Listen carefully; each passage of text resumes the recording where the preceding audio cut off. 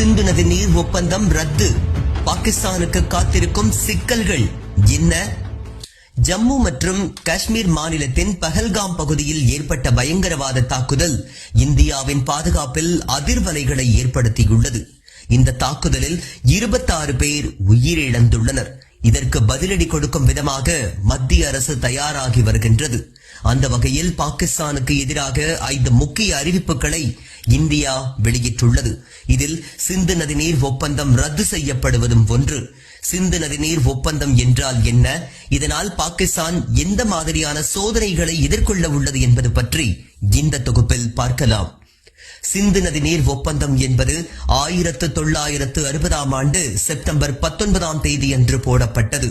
அப்போதைய இந்திய பிரதமர் ஜவஹர்லால் நேரு மற்றும் அப்போதைய பாகிஸ்தான் ஃபீல்டு மார்ஷல் முகமது அயூப் கான் தலைமையில் இந்த சிந்து நதி நீர் ஒப்பந்தம் கையெழுத்தானது.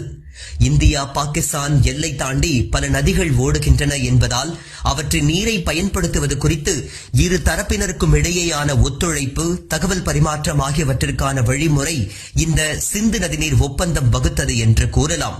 மொத்தம் 6 நதிகளை இரு நாடுகளும் பொதுவாக நிர்வகிக்க ஒப்பந்தம் போடப்பட்டது.